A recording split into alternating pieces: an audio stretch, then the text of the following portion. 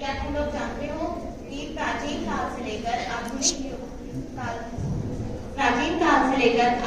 काल तक यज्ञपैथी को मनुष्य के एक बहुत ही महत्वपूर्ण माना गया है।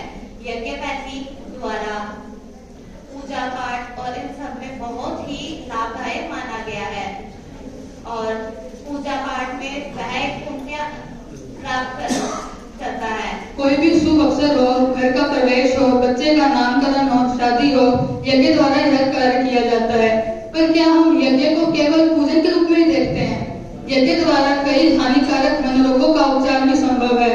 हानिकारक रोग जैसे मृगी के दौरे, ओसीडी, ऐसी अनेक बीमारियां हैं जिनका उपचार केवल और केवल यज्ञ द्वारा ही संभव है। इन सब मनोरोगों में जो वैज्ञानिक उपचार होते हैं उनसे कुछ समय के लिए आराम तो मिलता है, परंतु पूर्ण रूप से नियात नहीं प्रदान होता है।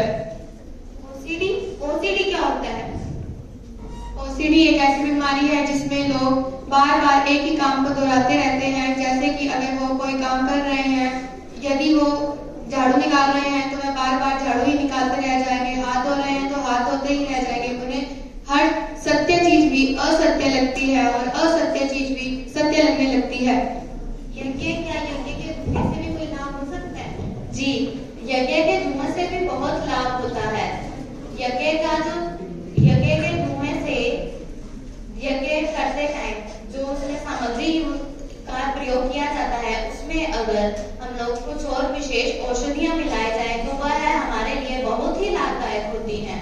हाँ बिल्कुल, मैं आपकी बात से पूर्णतः सहमत हूँ। कुछ महत्वपूर्ण औषधियाँ जैसे गिलोय, अश्वगंधा, ब्राह्मी, मधुबन, ऐसी अनेक कई औषधियाँ हैं जिन्हें अगर सामग्री के साथ बराबर अनुपात में मिलाया जाए और इससे यज्ञ किया जाए और 24 आहुतियाँ महामंत्र गायत्री मंत्र की तथा 5 विशेष आहुतियाँ महामृत्युंजय मंत्र की डालकर सुबह शाम यज्ञ किया जाए और रोगी व्यक्ति अगर कम से कम आधा घंटा भी इस यज्ञ में बैठे तो पूर्ण रूप से उसे लाभ प्राप्त होगा। क्या केवल मनुष्य को ही यज्ञ से लाभ प्राप्त हो सकता है? नहीं, केवल मनुष्य को ही नहीं बल्कि उसके आसपास के वातावरण को भी यह शुद्ध कर देता है। यदि हम अपने घर में यज्ञ करवाते हैं तो उसके अंदर जो आम की लकड़ियां जलाने में हम प्रयोग करते हैं, उन आम की लकड़ियों से निकला हुआ धुआं एक फोम में निकलता है। उस फोम का नाम है फॉर्मिक एल्डिहाइड। इससे आसपास के सारे दोष और नकारात्मकता सोच दूर होती है और रोगाणु भी खत्म होते हैं।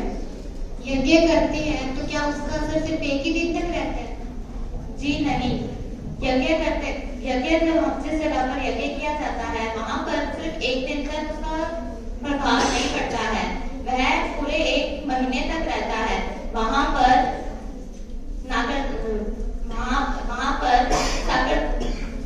पॉजिटिविटी आ जाती है, नेगेटिविटी बिल्कुल नहीं होती है, उसका प्रभाव पूरे 1 महीने तक रहता है। लखनऊ के राष्ट्रीय वनस्पति अनुसंधान द्वारा एक खोज की गई जिसमें उन्होंने सर्वप्रथम आम की लकड़ियों से यज्ञ किया और ये पता लगाया कि जिस स्थान पर यज्ञ किया गया था वहाँ की वायु में जो रोगाणु थे उनका स्तर सामान्य स्तर से बहुत नीचे चला गया था और वो लोग यहाँ पे भी नहीं रुके। उन्होंने आम की लकड़ियों के साथ अन्य विशेष औषधियाँ युक्त सामग्री का भी प्रयोग किया और फिर जाके ये निर्णय निकला कि इन औषधियों का इस्तेमाल करने से जो वायु थी उसके अंदर जो रोगाणु का स्तर था वो पहले से भी नीचे चला गया। और इतना ही नहीं, 24 घंटे बाद जब उस कमरे से यज्ञ का पूरा धुआं बाहर निकल गया तब भी उस यज्ञ की वजह से वायु में जो सकारात्मकता आई थी उससे वहाँ कमरे के अंदर जितने भी रोगाणु थे सब नष्ट हो गए थे। क्या केवल आम की लकड़ियां ही यज्ञ के लिए प्रयोग में लाई जा सकती हैं? उससे ही धुआं निकलने पर होता है, परंतु अगर हम गुड़ को भी जलाकर करें तो वही फॉर्म में उसकी गैस निकलती है जिससे सारे रोगाणु भी दूर हो जाते हैं। यज्ञ का क्रिया से हम अपने मन की शांति को शांत कर सकते हैं और नकारात्मक को दूर कर सकते हैं। जी, अब मैं आपकी बात से बिल्कुल सहमत हूँ। यज्ञ द्वारा अपने मन को शांति मिलती है। लोग सुबह शाम बहुत टाइम तक यज्ञ में बैठते हैं जिससे उनका मन शांत होता है, वह विचलित नहीं होते और उनका मन प्रसन्न होता है। हम सिर्फ ये सोचते हैं कि यज्ञ करने से जो वहाँ बैठा है उसे लाभ प्रदान होएगा, पर ऐसा नहीं है।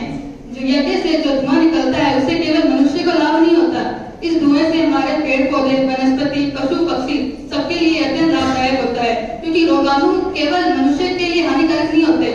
ऐसे वायुमंडल में से कई रोगाणु हैं जो वनस्पति, पेड़ पौधे, पशु पक्षियां इन सबके लिए भी हानिकारक है, और यज्ञ द्वारा जो सकारात्मकता और जो धुआं निकलता है उससे इन रोगाणु का नष्ट होता है, जो कि हमारे वायुमंडल के लिए अत्यंत लाभदायक है।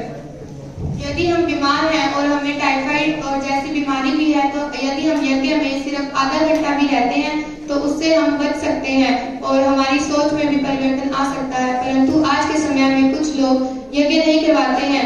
वह सोचते हैं कि इससे हमारे सांस लेने में दिक्कत होगी, क्योंकि उसके निकले धुएं से कुछ लोगों को दिक्कत भी हो सकती है। परंतु यदि हम उसके अंदर आधा घंटा भी रहते हैं तो नहीं होती।